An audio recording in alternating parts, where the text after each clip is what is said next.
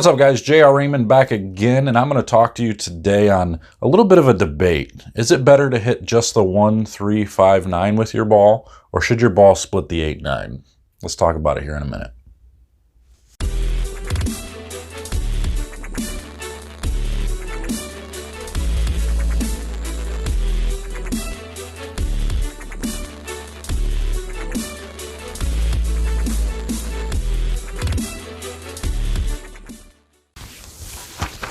All right, so the great debate has been whether to split the 8, 9 or keep with the standard, what research and studies done over the years is to hit the 1, 3, 5, 9 with the ball and let the pins take out the rest. So I'm a big believer still to this day of the 1, 3, 5, 9. And the reason for it is quite simple.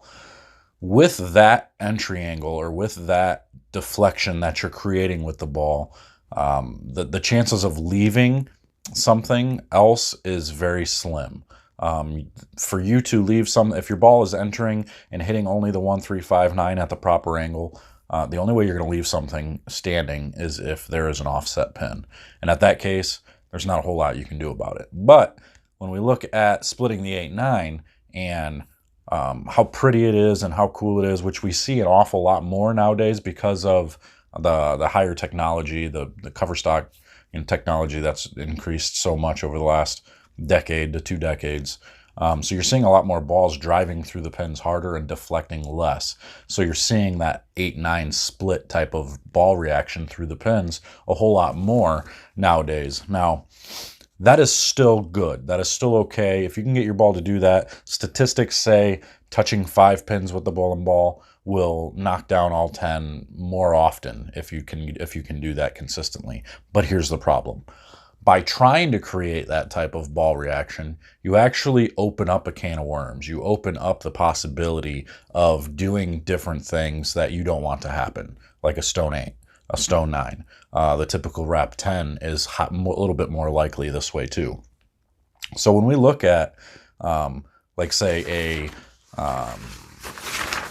a stone 8, for instance, when we look at the stone 8, you watch the ball hits the 1, it deflects into the 3, and the ball deflects back into the 5, and it runs over the 5 straight back, and you see the ball go past the 8 pin into the 9 pin. Nothing touches the 8 pin, so that 8 pin stands. Now we're relying on a pin flying around or something hitting that 8 pin because the ball didn't touch the 8 pin. Now that's because of a little bit too high of entry angle. You start to get a little bit too high of entry angle, the ball hits too much of the 5 pin, which takes the 5 pin straight back. This is what people would call what they try to say is a 1 true tap, and even that's not true because it's still poor entry angle. It's still causing your entry angle or your bowling ball to do something to create to not create the right angle to get all the pins to fall the right way. We're trying to connect the dots. We're trying to get the dominoes to fall how they should. And by hitting the 1, 3, 5, 9 properly, it then makes it to where the 1 goes into the 2 goes into the 4 goes into the 7, the 3 goes into the 6 goes into the 10, the ball hits the 5, the ball deflects from the 1, 3, hits the 5 into the 8, and then the ball hits the 9 as well. That's the proper way, and that's how you can almost guarantee a strike, is if you can get it to happen that way. Now again, if something is offset, like you look at the diagram here, if the 8 pin is just a little bit offset to the left, the likelihood of leaving that 8 pin actually goes up. And it causes some issues. And that goes with any pin. That goes with the 4 pin, the 6 pin, the 3 pin, the 2 pin, the 5 pin especially. Any of those pins right there that are part of the big deflection part are going to cause issues if they're not offset or if they're not set properly. You're going to run into it. You're going to see it everywhere. It doesn't matter where you bowl. No center has all their lanes set and perfect to where they're going to set the pins perfectly on spot every single time. They do move, they do adjust over time, and I'm sure every center's checking them every week or whatever it may be to get them to set properly.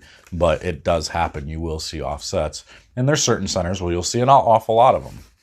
So then when we look at the stone 9. Again, this is from creating high entry angle, and the only way to split the 8, 9 is by having a higher entry angle and getting your ball to deflect less. The technology allows you to create these bigger angles.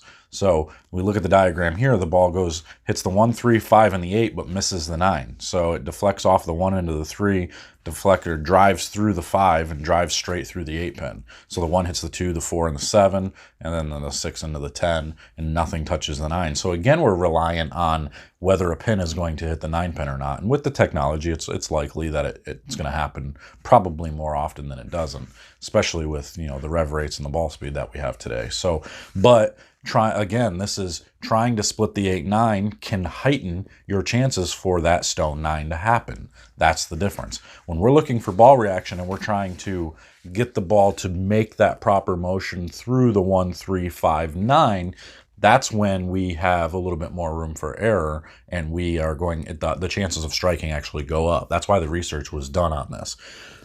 There you are seeing, like I said before, you are seeing more balls drive through and split the 8-9 more often than not nowadays.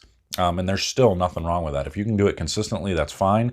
But again, this is about trying to create the most room for error, and the higher likelihood of you striking is by creating that type of deflection through the pins. Because if your ball doesn't deflect the proper way and it drives too hard or doesn't drive enough, it's going to leave certain things. Like when we take a look at a flat 10 or a wrap 10, but your ball doesn't drive enough or doesn't go through the pins at the proper angle or a high enough angle, the chances of you leaving a 10 pin are pretty high. So take a look at the diagram here. Now this is one with a lower entry angle. You see the ball hits the 1 into the 3.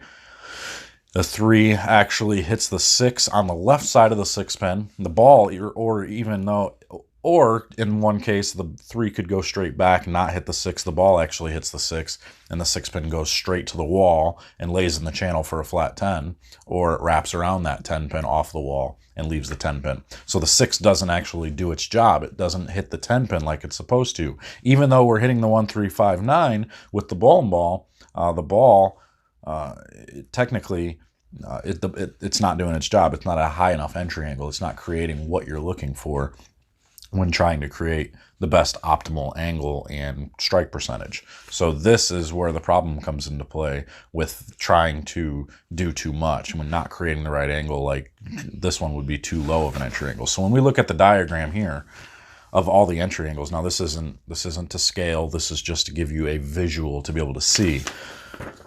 When we look at the red, we're talking about high degree entry angles, the 7, the 8 degree entry angle. And the green I think should stretch. I think it should be 5, 6, or 7. And then the red would be like 8, 9 degrees would be too steep. 7 degrees is still pretty good. Your chances of striking are still pretty high with 7 degrees.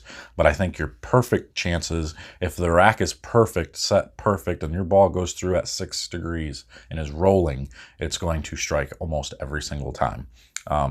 Or if it's perfect, it's going to strike every single time. Whereas if you're at 7, 8, or 9 degrees, the chances, you can see that's in red, the chances of leaving a 4, 7, 8, 9, or 10 pin, the whole back row or a 4 pin they heighten, they go up a little bit. And then when you get into the yellow, the 3 and the 4 degrees, your chances of leaving a flat 10 or a wrap 10, or even a flat or a stone 8 or flat 8, and then the swish 7 there goes up as well. And then you get into the really low degree angles like 0, 1, and 2 degrees. That's when you have that chance of leaving that flat 5 pin because your ball doesn't touch it. It just deflects around the 5. That flat 10 pin is really, really likely. It's real high up there. You're going to leave a ton of them at these lower angles. And then, again, the 2 pin has a chance of staying up as well because you're not hitting enough of the head pin with that better angle. So, and even with the higher angles, I could put a red mark by the 2 pin as well, and you could, because you would be able to leave a 2 pin quite a bit by having that super high steep angle. The 1 would go around the 2 pin. So, but anyway, so in my opinion, when we look at the diagram, when we look at the opportunity to leave pins, it goes up when you get away from that 5, 6, 7 degree range. When you get higher or lower than that 5, 6, 7 degree of entry angle, which you need that higher entry angle to be able to split the 8, 9, I think you heighten your chances of leaving something like an 8 or a 9 pin. And you go lower than that and you heighten your chances of leaving that flat 10 or swish 7. So something just to think about. I don't think it's wrong either way. I personally lean towards the 1, 3, 5, 9 deflection route because we can always see the ball. We can see the ball going off the deck. We want to see the ball going straight back just left of the 9-pin, or just right through the left side of the 9-pin. And if you can get it to go right through the 8 and the 9, that's good too. I'm okay with that. So anywhere in that range is fine. But if it's running over the 9-pin, or if it's running over the 8-pin, you probably need to change something or take a look. The goal would be to get the ball to go straight off, right at about that 17 and or about that 18, 19 range, straight off the middle of the deck, and be able to get the optimum strike angle. So I hope this helps. If you have any questions on this, feel free to email me at lifestractioncontroljr@gmail.com. But otherwise, I'm going to let you guys get off here. I'm glad you tuned in. Please make sure to subscribe and head over to the other channel. It's called Bowling Faithfully. We're going to be making videos on that as well. Subscribe over there, and we'll see you guys next time. Take care.